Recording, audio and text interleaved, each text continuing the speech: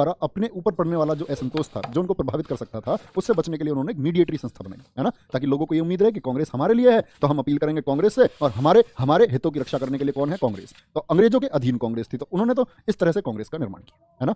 तो बच्चे, मैं आपको बताऊंगा कांग्रेस के अधिवेशन हम लोग आज लोग पढ़ेंगे, लेकिन कांग्रेस के बारे में कुछ स्टेटमेंट आए हैं। जैसे कांग्रेस के स्टेटमेंट के बोलते हैं, अरविंदो घोष ने क्या कहा है कांग्रेस के बारे में? अरविंदो घोष ने क्या कहा है? तो बड़ी इंपॉर्टेंट बात है, अरविंदो घोष ने क्या कहा है। डफरिन ने क्या कहा है? डफरिन जो वायसराय था उस समय कांग्रेस का 84 से 88, ये क्या कहता है? बाल गंगाधर तिलक जी ने क्या कहा है? बाल गंगाधर तिलक जी ने क्या कहा है? और बंकिम चंद्र चटर्जी ने क्या कहा है? बंकिम चंद्र चटर्जी ने क्या कहा है? ठीक है, ध्यान से सुनना बच्चे, ध्यान से देखना भैया। पहले मैंने बताया अरविंदो घोष क्या कहते हैं। अरविंदो घोष ने कहा था कांग्रेस भीख मांगने वाली संस्था है। कांग्रेस भीख मांगने वाली संस्था है। ये किसने कहा? अरविंदो घोष ने। क्यों? क्योंकि जब कांग्रेस की शुरुआत हुई तो मैंने आपको बताया 1885 से लेकर के 1905 का जो दौर था वो उदारवाद का दौर था। नरम दल वाले नेता थे, जिसमें आपके व्योमेश चंद्र बनर्जी थे, रास बिहारी घोष थे, दादा भाई नेहरू थे। तो ये इन लोगों का क्या क्या मोटिव था? इन लोगों ने बोला कि ब्रिटिश शासन से हम लोग सीधे नहीं टकरा सकते हैं, और ब्रिटिश शासन से सीधे नहीं टकराना है तो फिर कौन सी नीति होनी चाहिए? तो प्रार्थना और याचिका की नीति को इन्होंने अपनाया। तो ये लोग क्या है, ये पत्र लिखते थे, पत्राचार करते थे, बोलते थे कि जी ये कमियां हैं भारतीयों के लिए, ये होना चाहिए। तो सिर्फ मांग करते थे, मतलब एक तरह से भीख मांगते थे कि जी भारतीयों के लिए ये होना चाहिए। तो ये क्या थी? ये उदारवादी नेताओं की सच्चाई थी। उनका क्या मतलब था कि हम ब्रिटिश शासन से सीधे नहीं टकरा सकते हैं। तो इसीलिए अरविंदो घोष ने कहा कांग्रेस भीख मांगने वाली संस्था है। तो उस समय का स्टेटमेंट है। डफरिन ने क्या कहा था? डफरिन ने कहा था सूक्ष्मदर्शी अल्पसंख्यकों की संस्था। सूक्ष्मदर्शी मतलब जो बहुत लंबा नहीं सोच पाते हैं, सूक्ष्मदर्शी मतलब छोटी सोच। सूक्ष्मदर्शी अल्पसंख्यकों, यानी कि बहुत कम लोग थे इसमें शुरुआत में, अल्पसंख्यकों की संस्था है। ये किसने कहा था? उस समय जो आपका वायसराय था डफरिन, उसने कहा। बाल गंगाधर तिलक जी ने क्या कहा था? कांग्रेस के जो अधिवेशन हुए, हर साल अधिवेशन होना तय हुआ कि हर साल हम लोग अधिवेशन का क्या मतलब है? मीटिंग। ये हम लोग इकट्ठे होंगे और आपस में ये डिस्कशन करेंगे कि क्या भारत के लिए जरूरी है। तिलक जी ने कहा ये लोग आ जाते हैं साल में एक बार, कुछ चंद बातें करते हैं और फिर चले जाते हैं। ये ऐसे है जैसे वर्ष में बरसात के लिए कभी एक मेंढक टर्राता है। तो क्या बोला था तिलक जी ने? इन्होंने कहा था कि वर्ष में एक बार मेंढक की तरह टर्राने से कुछ हासिल नहीं होगा। एक बार मेंढक की तरह टर्राने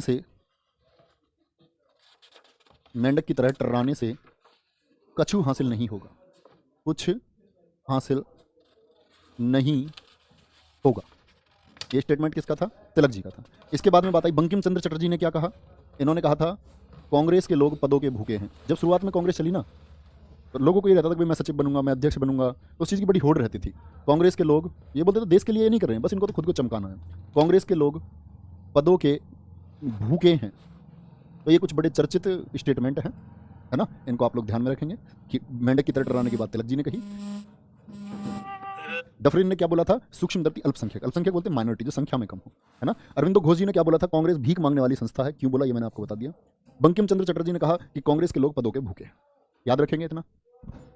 बहुत बढ़िया, वेरी गुड। चलो, बहुत शानदार। काजल यादव जी बहुत बहुत थैंक यू। चलो, यहां तक की बात में कोई दिक्कत भैया? तो मैंने बोला कांग्रेस का गठन, कमेंट सेक्शन में बताओ फटाफट से किसने किया था? किसने किया था? A.O. ह्यूम ने। ICS अधिकारी था, ये बात मैंने आपको बता दी। और ये जाकर के डफरिन से मिलता है। इसने डफरिन से कहा था कि आप इसमें कोई रोड़ा मत अटकाना, है ना। ये मैं क्यों कर रहा हूं, तो इसकी मनसा आप समझ गए होंगे अब तक इसने क्यों किया था।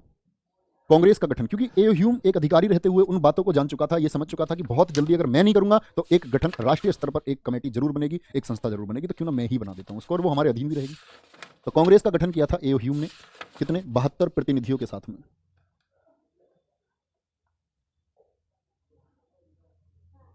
72 प्रतिनिधियों को मिलाकर, ठीक है भैया। कांग्रेस का गठन 72 प्रतिनिधियों को मिलाकर के हुआ। और ये सभी लोग कौन थे? ये थियोसॉफिकल आंदोलन से जुड़े हुए लोग थे।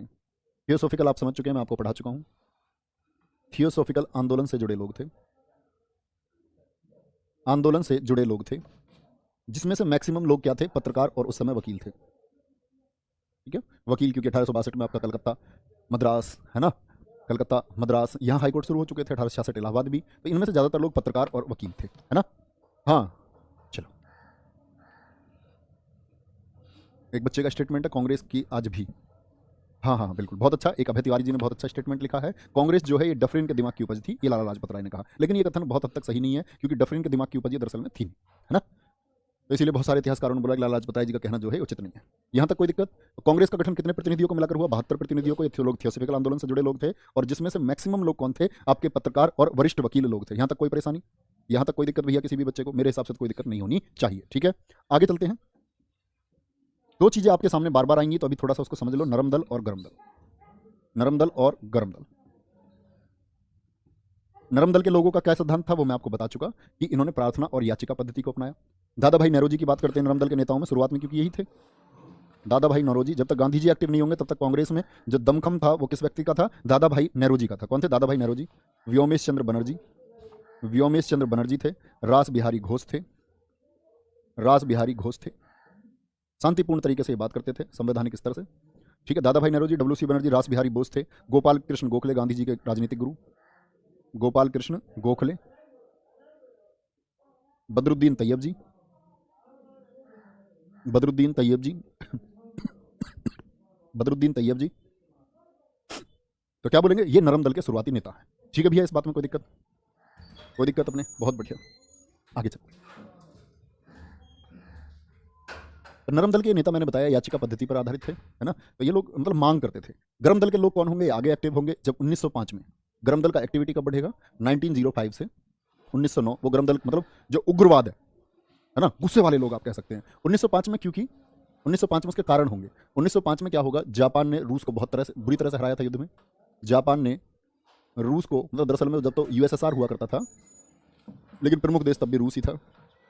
अब ये जो जापान है ये तो एशिया का था। तो पहले तो हमको लगता था कि, और रूस को देखते हैं तो रूस यूरोप में भी, एशिया में भी, यूरेशिया में। तब तक मतलब एशियाई देश इतने ताकतवर नहीं थे।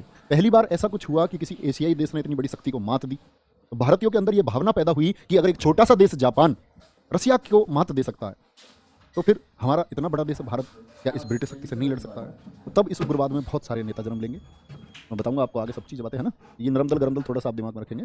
नरम दल कौन है? जो बड़ी आसानी से अपनी मांगों को करते थे, और गर्म दल के लोग कौन है? जो संवैधानिक दायरे में न रह करके इनसे टकराने की हिम्मत रखते थे, है ना। जो इनका प्रखर विरोधी थे, जबरदस्त विरोध इन लोगों का करते थे। इन लोगों का किनका? अंग्रेजों का। चलो भाई शुरू करें।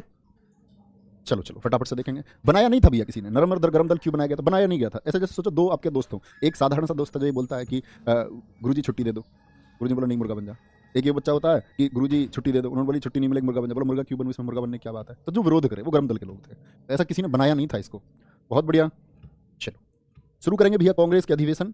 और वर्ष लिखना शुरू करेंगे। देखो इधर तो लिखना वर्ष, ठीक है। दूसरा इधर लिखना कहाँ हुआ था, वर्ष। दूसरा लिखना कहाँ हुआ ये अधिवेशन, ठीक है। तीसरी चीज लिखना उसके अध्यक्ष कौन थे, अध्यक्ष कौन थे। और चौथा था उस अधिवेशन की जो प्रमुख बात थी, जहां से प्रश्न बहुत पूछा जाता है ना। चारों ही चीजों पर हमें ध्यान देना है। चलो वर्ष की बात करते हैं तो पहले लिख लो 1885, 86, 87, 88, ठीक है। 1888, 1888 के बाद में 1889 और फिर 1890। तो दिक्कत, इसको हम बोलते हुआ कहाँ था? बकमई बक। बकमई बक, बोलो मेरे साथ एक बार आंख बंद करके। 1885 से शुरू कर रहे हैं, बकमई बक। बकमई से मक से क्या मतलब है? जो पहला अधिवेशन हुआ कांग्रेस का वो कहाँ हुआ था? बंबई में हुआ था। कहाँ हुआ था? बंबई। और बंबई में भी कहाँ हुआ था? बंबई में हुआ था ये आपका भैया गोकुलदास तेजपाल संस्कृत महाविद्यालय में। संस्कृत महाविद्यालय लिख लेना आप इस बात को, है ना। अध्यक्ष कौन थे पहले अधिवेशन के? बड़ी इंपॉर्टेंट बात है, ये थे व्योमेश चंद्र बनर्जी। व्योमेश चंद्र बनर्जी। सबसे प्रमुख बात क्या होगी? कांग्रेस के पहले अध्यक्ष कौन थे, ठीक है। व्योमेश चंद्र बनर्जी पहले अध्यक्ष थे कांग्रेस के। प्रमुख बातें क्या हो गई? 72 आपके प्रतिनिधि गए जो बैठे, जिन्होंने आपस में विचार किया कि भाई भारत के लिए इन लोगों का मोटिव क्या रहेगा, उद्देश्य क्या रहेगा। उद्देश्य था कि अभी हम बहुत कम लोग हैं। 72 लोग कितने होते हैं? तो 72 लोगों ने ये डिसाइड किया कि हम सब लोग एक बेहतरीन काम करेंगे और एक जनमत इकट्ठा करेंगे। जनमत मतलब लोगों को स्वराज के लिए प्रेरित करेंगे। तब तक स्वराज जैसी कोई चीज़ आई नहीं थी। इसके बारे में बात कर चुके थे सिर्फ दयानंद सरस्वती। स्वराज हमारा अपना शासन होना चाहिए। ये क्या करेंगे? लोगों को इस पक्ष में करो कि हमको ब्रिटिश शासन से खुद को निजात दिलानी है, खुद को मुक्ति दिलानी है, इससे दूर होना है। तो 72 प्रतिनिधियों से इसकी शुरुआत होती है। और दरअसल में ये बंबई में होना तय नहीं था पहला अधिवेशन। पहले अधिवेशन को पूना में होना था। बोलेंगे सभी बच्चे। पहला अधिवेशन कहाँ होना था? पूना, महाराष्ट्र में होना था, लेकिन पूना में प्लेग फैल गया। क्या फैल गया? प्लेग फैल गया। तो प्लेग फैलने की वजह से क्या हुआ, इसको कहाँ शिफ्ट कर दिया गया? बंबई में। कैसे, क्या मतलब है? कलकत्ता, मैं से मतलब है मुंबई, सॉरी मैं से मतलब है मद्रास। क्या बोलोगे? मद्रास। चेन्नई को बोलते हैं। ई से मतलब है इलाहाबाद, और बै से फिर आपका बंबई, और कै से फिर आपका कलकत्ता। क्या बोलोगे? कलकत्ता हो गया। ठीक है, बात आई दूसरा अधिवेशन जो था। दूसरा अधिवेशन कहाँ हुआ है? आपका कलकत्ता में। दूसरे के अध्यक्ष कौन बने? ये बने आपके दादा भाई नौरोजी। दादा भाई नौरोजी। और बच्चे बहुत प्रश्न आता है, सीधे सीधे डायरेक्टली प्रश्न पूछा जाता है। दादा भाई नौरोजी कांग्रेस के कौन से अध्यक्ष थे? दूसरे अध्यक्ष थे। कौन से? दूसरे अध्यक्ष थे। और कितनी बार ये अध्यक्ष बने हैं? 3 बार कांग्रेस के अध्यक्ष बने। कितनी बार? 3 बार कांग्रेस के अध्यक्ष बने। कब कब बने? एक बार तो 1886 में ही हो गए, और इसके बाद में 1893 और 1906 में बने। 1893 और 1906 में ये बनते हैं। अब यहाँ प्रमुख बात क्या है? ये पहले पारसी अध्यक्ष हैं। पारसी समुदाय है ना, पहले पारसी अध्यक्ष। जैसे रतन टाटा जी हैं। रतन टाटा कौन से समुदाय से आते हैं? पारसी समुदाय से आते हैं। तो पहले पारसी अध्यक्ष कौन बने? दादा भाई नौरोजी बने। कितनी बार बने? कितनी बार बने? 3 बार बने हैं। 1893 में दादा भाई नौरोजी ने ही मांग की थी कि सिविल सेवा जो परीक्षाएं हैं ये भारत में आयोजित हों। पहले लंदन में होती थी, और लंदन में इनके लिए कॉलेज था, एक कॉलेज, हैम्बर्ग कॉलेज जो था, वहाँ सिविल सेवा परीक्षाएं पहले होती थी। तो पहली बार जो मांग की थी 1893 में की थी, किसने? दादा भाई नौरोजी ने। इसलिए कि सिविल सेवा परीक्षाएं, लिख लेना अपने नोट्स में, कहीं स्टार बना के, कहीं अलग पेज पे सर्कल बना के लिखते हैं इस इंफॉर्मेशन को। 1893 में दादा भाई नौरोजी ने मांग की थी कि सिविल सेवा परीक्षाएं भारत में आयोजित हों। ओके, चलो यहां तक कोई दिक्कत? तीसरे की बात कर रहे हैं भैया, तीसरे। अब बात आई यहां कितने प्रतिनिधि थे जी? 72 हो गए। फिर थे आपके 343 प्रतिनिधि। पहले में 72, दूसरे में भाग लिया था 343 लोगों ने, तीसरे में 607 लोगों ने, चौथे में 1248 लोगों ने भाग लिया था। बोलो एक बार मेरे साथ, पहले में 72, फिर 343, फिर 607, फिर 1248। ये संख्या यहां तक का महत्वपूर्ण है ना? बहुत बोले नहीं, ऐसा कुछ नहीं है। पारसी मतलब पैसे वाला समुदाय। यहां तक कोई दिक्कत भैया किसी को? मद्रास की बात करते हैं तीसरे अधिवेशन की। तीसरे अधिवेशन में कौन आ गए? बदरुद्दीन तैयब जी। बदरुद्दीन तैयब जी। और आपसे पूछा जाएगा कि बदरुद्दीन तैयब जी क्या हैं? पहले मुस्लिम अध्यक्ष थे। तो पहले मुस्लिम अध्यक्ष कब बने हैं? ये बने कब? आपका 1887 में। क्या बोलोगे? पहले मुस्लिम हैं, कांग्रेस के पहले मुस्लिम अध्यक्ष। बहुत इंपॉर्टेंट है। इलाहाबाद में क्या होता है? इलाहाबाद में अध्यक्ष बना एक अंग्रेज, George Yule. George Yule. George Yule कहाँ बना था? इलाहाबाद में। और ये कौन है? ये पहला अंग्रेज है। पहला अंग्रेज अध्यक्ष कौन है? George Yule. कब बनता है? इलाहाबाद। अब यहां से एक प्रश्न निकल के आता है। अब तक कुल, मतलब अब तक नहीं, स्वतंत्रता तक प्रश्न पूछता है आपसे, इंडिपेंडेंस तक के प्रश्न पूछे जाते हैं कांग्रेस के अधिवेशन से। आपसे पूछेगा कि कांग्रेस में कुल कितने अंग्रेज अध्यक्ष हुए? कमेंट सेक्शन में बताएंगे बच्चे। कांग्रेस में कुल कितने अध्यक्ष हुए? तो कहीं साइड में लिख लेना। कांग्रेस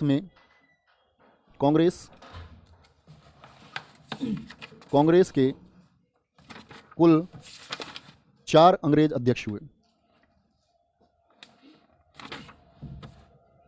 पहला कौन है उनमें से? यूल बना था, जॉर्ज यूल बना था। एक वेडरबर्न आएगा। कौन आएगा? वेडबर्न आएगा। वेडरबर्न भी बोलते हैं या वेडबर्न भी बोलते हैं, है ना। एक आएगा अल्फ्रेड वेब। अल्फ्रेड वेब ये तीसरा था। चौथा है हेनरी कॉटन। Henry cotton. तो कितने अध्यक्ष हुए कांग्रेस के? कुल 4 अध्यक्ष हुए। और 4 अध्यक्ष में कौन कौन है? यूल कब बना भैया? आपका 1888 में बना। 1888 में, ठीक है। वेडरबर्न की बात आएगी, वेडरबर्न बना 1889 में। अल्फ्रेड वेब की बात आती है, कब बना? 1894 में। 1894 में। और हेनरी कॉटन आपका कब बना? ये बना था 1904 में। 1904 में बना था, ठीक है। तो कांग्रेस के 4 अध्यक्ष हुए हैं। कौन कौन? यूल, वेडरबर्न, अल्फ्रेड वेब और हेनरी कॉटन। और हेनरी कॉटन, चारों को याद रखना। वर्ष भी इतना इंपॉर्टेंट नहीं है, ठीक है। और इंपॉर्टेंट बात है कि जी ये तो कांग्रेस, ये तो अंग्रेजों को क्यों अध्यक्ष बना रहे हैं? तो ये अंग्रेज वो ऐसे अंग्रेज हो गए थे कांग्रेस में जो इनको ये विश्वास दिलाते थे कि हम भारतीयता के साथ में हैं, इनकी नीतियां अच्छी होंगी, तो ये अंग्रेजों को सम्मानपूर्वक अध्यक्ष भी बनाते थे कांग्रेस का। है विडंबना या नहीं है? फिर आता है 1889, 1889। 1889 कहाँ हुआ? बंबई में हुआ। और इसका अध्यक्ष कौन बताया मैंने आपको? 1889 का वेडबर्न बना। तो ये दूसरा अंग्रेज अध्यक्ष है। वेडबर्न कौन सा अध्यक्ष है? वेडरबर्न बोलो या वेडबर्न बोलो, ये कांग्रेस का दूसरा अंग्रेज अध्यक्ष है। 1890 कहाँ हुआ भैया? कलकत्ता में। फिरोज शाह मेहता इसके अध्यक्ष थे। फिरोज शाह मेहता। यहां तक की बात में कोई दिक्कत? क्या गुरुजी सारे करेंगे हम अधिवेशन एक एक को? नहीं, महत्वपूर्ण जहां से प्रश्न बनता है। कोई दिक्कत? बोलेंगे कलकत्ता में फिरोज शाह मेहता अध्यक्ष बने 1890 में। यह इंपॉर्टेंट बात क्या है? आनंद कादंबली जो थी, सॉरी आनंद कादम्बिनी गांगुली बोलेंगे, कादम्बिनी गांगुली लिख लो तो ज़्यादा अच्छा है। कादम्बिनी गांगुली, गांगुली ने भाग लिया। इनको भैया जी क्यों लिख रहे हैं, ज़्यादा इंपॉर्टेंट है क्या? हाँ, कादम्बिनी गांगुली जो है, लिखना भैया अपना शॉर्ट नोट्स बना के किधर, ये भारत की पहली महिला ग्रेजुएट है। जैसे मैंने बताया था ना, ज्योतिबा फुले जी की पत्नी सावित्रीबाई फुले वो कौन थी, पहली अध्यापिका थी। ये कौन है, पहली महिला ग्रेजुएट का इनको टाइटल जाता है, खिताब जाता है किसको, कादम्बिनी गांगुली को। तो कौन से अधिवेशन में भाग लिया था, 1890 के अधिवेशन में कादम्बिनी गांगुली ने भाग लिया था। ठीक है, बहुत बढ़िया, कोई दिक्कत यहाँ तक, याद कर लेंगे इनको। पहले अध्यक्ष, आंख बंद करो एक बार, जितना मैंने लिखा है उसको बोलो पहले एक बार आराम से, जितना अब तक मैंने लिखा है उसको एक बार आंख बंद करके बोलेंगे। क्या बोलेंगे जी, 1885 पहला अधिवेशन बम्बई 72, दूसरे में कितने आए 343, चौथे में 607, सॉरी तीसरे में 607, चौथे में 1248। बम्बई बक, इसका मतलब क्या है, बम्बई में, फिर आपका कलकत्ता में, फिर मद्रास में, फिर इलाहाबाद में। पहले व्योमेश चंद्र बनर्जी, फिर दादा भाई नेहरू जी, तीसरे में अध्यक्ष कौन बने, बदरुद्दीन तैयब जी, और चौथे में जॉर्ज यू। ठीक है, पांचवें में फिर से एक अंग्रेज बना, वेडमर्न, फिर से बम्बई बक, यानी बम्बई और कलकत्ता। ओके, कादम्बिनी गांगुली भाग लेती है 1890 के अधिवेशन में। ठीक है, यहाँ तक की बात में किसी भी प्यारे दोस्त को कोई दिक्कत। कांग्रेस के कितने अध्यक्ष बने हैं, 4 बने हैं, जॉर्ज यूल 88, फिर आपका कौन बनता है, वेडमर्न 89 में, अल्फ्रेड वेब 1894 में, और हेनरी कॉटन 1904 में बना था। ठीक है, बहुत बढ़िया। ये कहाँ का निवासी था, एओ ह्यूम, ये स्कॉटलैंड का निवासी था भैया, स्कॉटलैंड का। ये मैं आपको बता चुका हूँ, इसी को हमरेट ऑफ शिमला कहते हैं क्या? नहीं, माइनो कोई अध्यक्ष नहीं है, माइनो कोई अध्यक्ष नहीं था। सर जी लिखने में दिक्कत आ रही है मुझको, बड़ा मान जाओ, समय रहते मान जाओ। चलो आगे आ जाओ, आगे चलें, थम्स अप करके बताएंगे सभी बच्चे, थम्स अप करके बताएंगे सारे, आगे चलें। तो 1830 तक, ठीक है। अब आती है बात आगे 1896। 1896 फिर से इसके अध्यक्ष थे रहमतुल्लाह शानी। क्या बोलोगे, बात के लिए जाना जाता है, इसको जाना जाता है वंदे मातरम गाया गया। वंदे मातरम किस अधिवेशन में गाया गया, तो कलकत्ता अधिवेशन 1896 में। गाया किसने था, गाया किसने था, गाया था रविंद्रनाथ टैगोर ने। क्या बोलोगे, रविंद्रनाथ टैगोर ने इसको गाया था, रविंद्रनाथ टैगोर ने गाया। लेकिन ये दरअसल में कहाँ से आया वंदे मातरम, तो सभी जानते हो वंदे मातरम के लिए याद रख लेना, ये किसने लिखा था, बंकिम चंद्र चट्टोपाध्याय ने, बंकिम चंद्र चटर्जी ने। और बंकिम चंद्र चटर्जी ने अपनी किस पुस्तक में लिखा था, आनंद मठ बुक में। और शायद जब मैं आपको कुछ विद्रोह पढ़ा रहा था उस समय भी मैंने आपको बताया था कि जो आनंद मठ है, आनंद मठ पुस्तक लिखी गई थी सन्यासी विद्रोह के ऊपर, तो सन्यासी विद्रोह से ही इसको लिया गया है, आनंद मठ पुस्तक में वंदे मातरम। तो वंदे मातरम पहली बार कब गाया जाता है, 1896 में, कलकत्ता में, है ना, बोलो एक बार। बहुत बढ़िया, बहुत अच्छा गौरव सिंह, बहुत शानदार, ऐसा करते रहिए, कोई दिक्कत नहीं है। 1896 कलकत्ता, यहाँ तक कोई दिक्कत। फिर 1901 में फिर से कलकत्ता, 1901 में फिर से कलकत्ता अधिवेशन। और कलकत्ता अधिवेशन के अध्यक्ष कौन थे, इसके दिनसा वाचा, दिनसा वाचा। कांग्रेस का 17वां अधिवेशन था, हर साल होता था, 85 में पहला हुआ, आप जानते हो 16 हो चुके होंगे 1901 तक, तो ये 17वां अधिवेशन था कांग्रेस का। और इसमें क्या हुआ, सबसे बड़ा दिक्कत आती है बच्चों को, तो जी महात्मा गांधी ने इसमें भाग कैसे ले लिया था। तो महात्मा गांधी भारत दरअसल में घूमने आए थे, कांग्रेस के कोई एक्टिव मेंबर नहीं थे उस टाइम तक, सिर्फ घूमने आए, और घूमते समय उन्हें पता चला कांग्रेस की मीटिंग चल रही है, तो वो ऐसे ही पार्टिसिपेट करने के लिए पहुंच गए थे 1901 में, जब वो अपने घर आए थे। तो क्या बोलेंगे, कलकत्ता, तुम बोलोगे कलकत्ता में घर था क्या उनका, नहीं, घर तो उनका पोरबंदर में था, लेकिन कांग्रेस क्या है उस समय काफी प्रचलित हो रही थी, तो ये भाग लेने पहुंच गए थे। किस दौरान, भाग लेने के लिए नहीं आए थे, ये आए थे भारत अपने घर, है ना। 1901 में याद रख लेना, गांधी जी ने भाग लिया था। बालक सोचता है कि गुरुजी ये तो 9 जनवरी 1915 को भारत आए, तो भारत ये तब परमानेंट भारत आ गए थे, ये बीच में घूमने के लिए आए तब भाग लिया था। 1901 में गांधी जी ने भाग लिया, भाग लिया का मतलब है पार्टिसिपेट किया, कभी ऐसा वाला भाग ना सोच लो, उन्होंने गांधी जी भाग लिए नहीं। और बता इसे,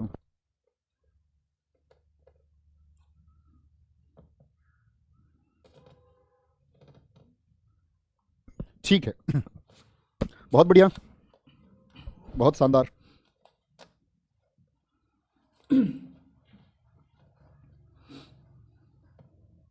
क्या लिख रहे हैं, वो थोड़ा कमेंट जूम करो। गुरुजी वंदे मातरम सुना दो थोड़ा सा, मैं जानता नहीं हूँ, बेटा सुनो उसको यार, वंदे मातरम नहीं सुना फिर क्या सुना, वंदे मातरम, इतना ही तो है।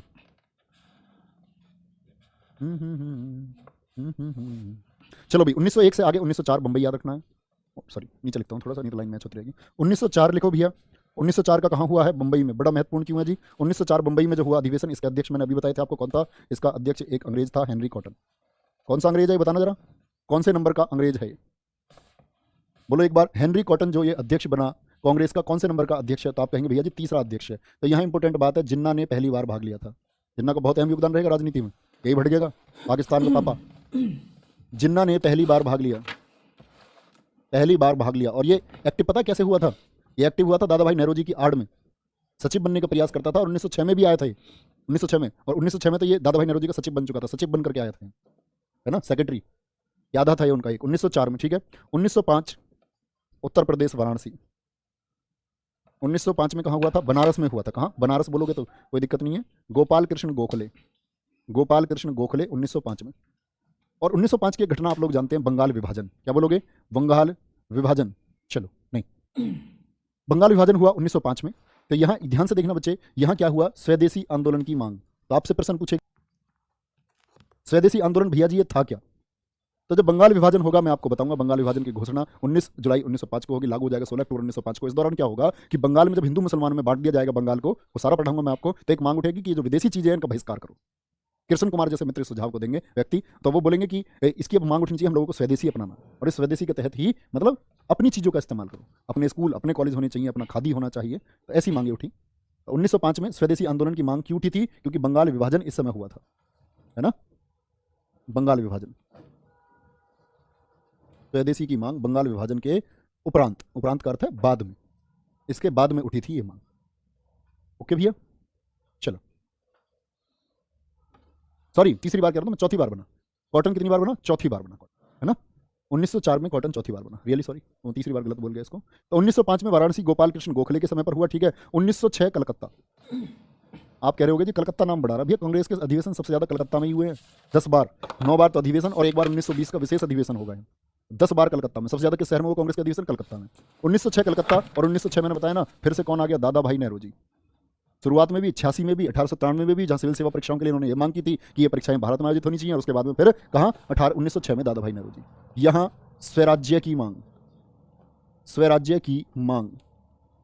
तो स्वराज्य की मांग दो तरह से आएगी, एक तो आएगी पूर्ण स्वराज्य।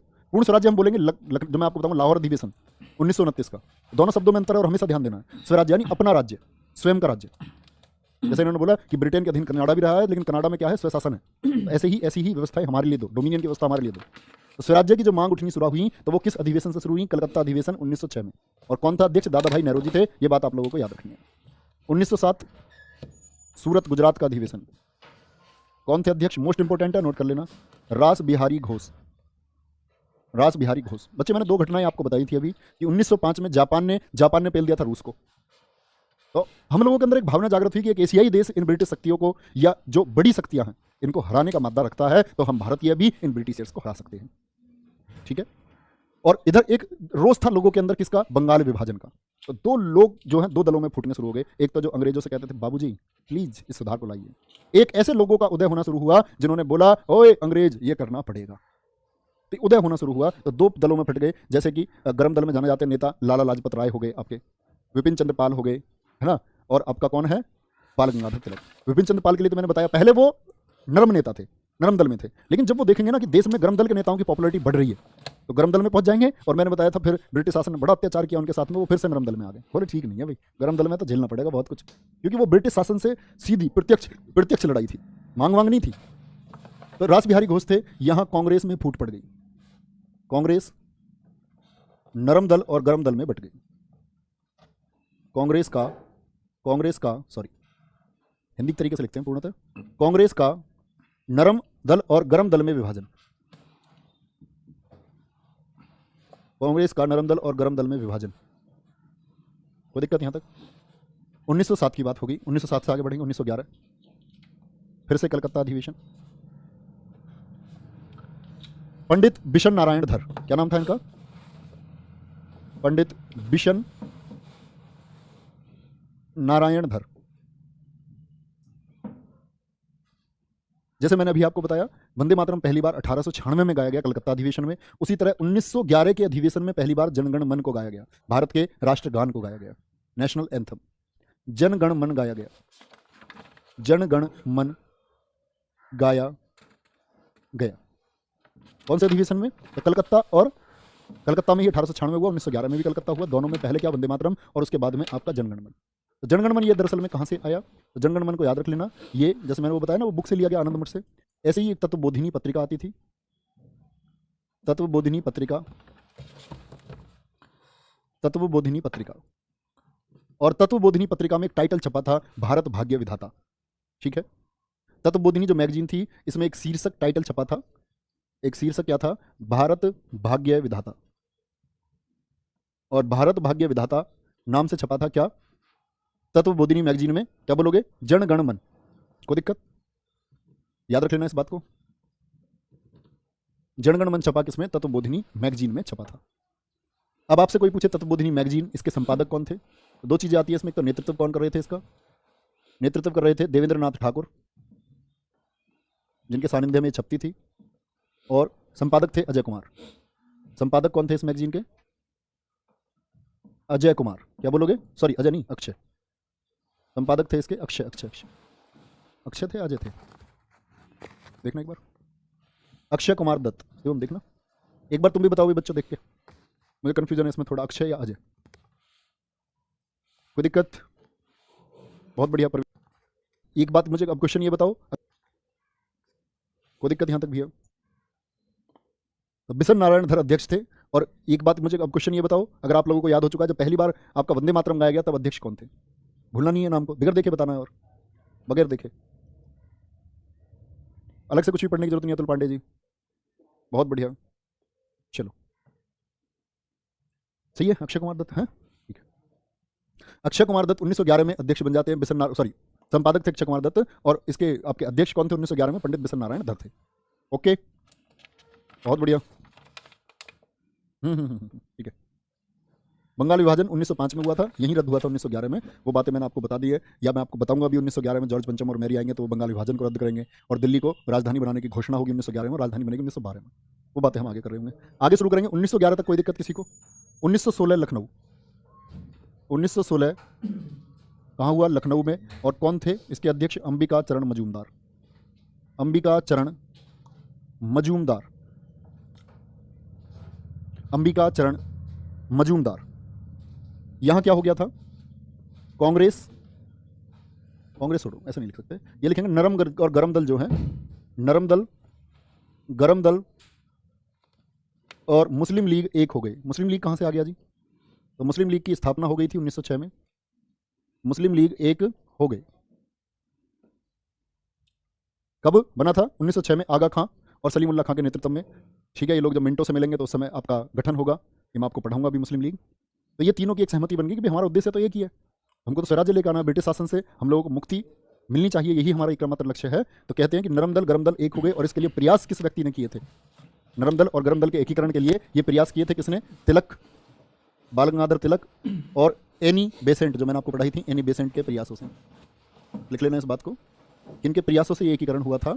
तो ये एकीकरण हुआ था आपका अंबिका चरण मजूमदार की अध्यक्षता में, तिलक और एनी बेसेंट के प्रयासों से। नरम दल गरम दल जो 1907 में अलग हुए थे, कब, लखनऊ में एक हो गए। इसीलिए इस लखनऊ सम्मेलन को हम लोग लखनऊ पैक्ट का नाम देते हैं। किसका, लखनऊ पैक्ट। अभी जीएस की क्लास में भी मैंने आपको क्वेश्चन कराया था, ये आता रहता है मतलब बार बार।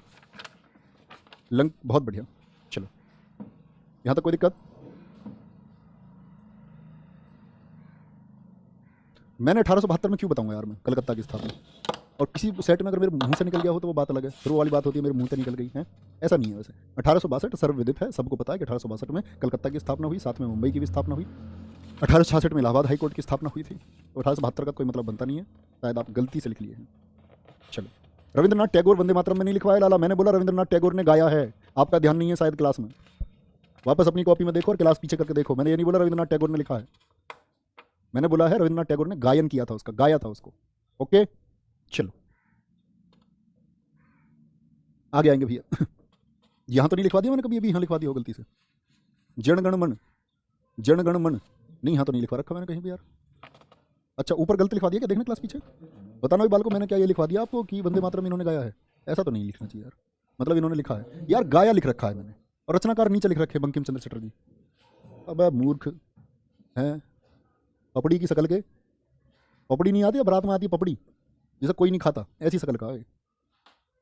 चलो, अजय कुमार कह रहे हाय माही और मुंह पर 3 दिल हैं, वाह मेरे बेटा वाह। लखनऊ, बहुत बढ़िया, भी आगे चलें, कोई दिक्कत, कोई दिक्कत यहां तक। लखनऊ अधिवेशन अंबिका चरण मजूमदार 1916 में हुआ था, ठीक है। 1917 में जब कांग्रेस ने अपना पहली बार तिरंगा अपनाया, 1917 1917 कहां हुआ था, कलकत्ता। 1917 में कहाँ हुआ था? कलकत्ता। ठीक है, 1917 में कलकत्ता अधिवेशन हुआ और कलकत्ता अधिवेशन के अध्यक्ष कौन बनी? बड़ी इंपॉर्टेंट बात है, एनी बेसेंट। एनी बेसेंट क्यों इंपॉर्टेंट है जी? क्योंकि ये एनी बेसेंट जो बनी ये पहली महिला अध्यक्ष बनी। तो आपको हमेशा पता होना चाहिए कब बनी थी पहली महिला अध्यक्ष, लेकिन कहाँ की थी? अब आप लोग मुझे बताओगे ये जो एनी बेसेंट थी कहाँ की रहने वाली थी, क्योंकि मैं आपको बता चुका हूँ। तो 3 महिलाएं रही हैं 1917 8 के अंतर से याद कर लेना, 1917 1925 1933, 8 सालों का अंतर है। 17 8 25 25 8 33। 17 में एनी बेसेंट, 17 में कौन बनी थी? Annie Besant. 25 में कौन बनी थी? सरोजिनी नायडू। सरोजिनी नायडू, और सरोजिनी नायडू है पहली भारतीय। ये कहाँ की थी? मैंने आपसे क्वेश्चन पूछा तो आप कहेंगे आयरलैंड की थी, आयरिश थी।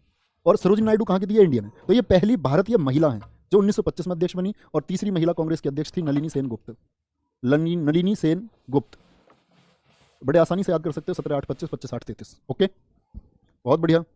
हाँ देखो, महिला अध्यक्ष लिख रहा हूँ ना, इसीलिए अध्यक्ष लिखूंगा, लेकिन अगर मैं महिला शब्द को हटा दूं तो फिर खाली लिख दूंगा अध्यक्षा है भाई। ठीक है, कोई दिक्कत इस बात में? बहुत बढ़िया, चलें आगे। बेटा जो लिखवा रहा हूँ ना धीरे धीरे इसलिए लिखवा रहा हूँ ताकि आप इस पर नजर रखो, ऊपर का भी पढ़ते चलो तभी याद होगा। अगर मैं भागता चला जाऊंगा तो आपके पल्ले कुछ नहीं पड़ेगा इसमें। 1917 कलकत्ता में एनी बेसेंट अध्यक्ष बनी। 1918 दिल्ली। 1918 में कहाँ हुआ? दिल्ली हुआ। और दिल्ली क्या होता है 1918 में? कि यहाँ मालवीय अध्यक्ष बने और कांग्रेस का दूसरा विभाजन हुआ, मदन मोहन मालवीय। 16 में तो एक हो गई थी कांग्रेस, और 18 में लिख लेना फिर से कांग्रेस में फूट, फिर से कांग्रेस में फूट आ गई। और सबसे इंपॉर्टेंट बात कि दरअसल में यहां मदन मोहन मालवीय अध्यक्ष नहीं बनने थे, यहां अध्यक्ष कौन बनने थे? बाल गंगाधर तिलक। तो बड़ा महत्वपूर्ण प्रश्न एक पूछा जाता है, मदन मोहन मालवीय लिख लेना अध्यक्ष बाल गंगाधर तिलक को बनना था, बाल गंगाधर तिलक को बनना था,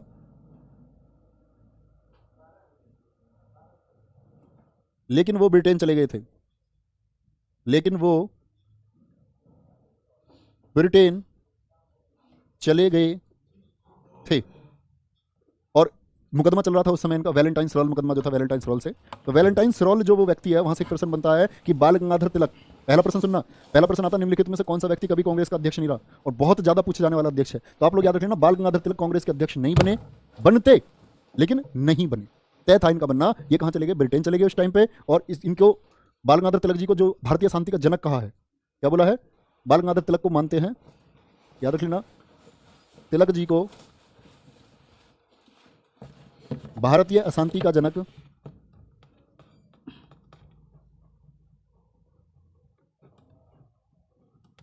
वैलेंटाइन्स रॉल ने कहा है, वैलेंटाइन सरोल ने कहा है। 1918, 1918 के बाद में पहले तो नोट करेंगे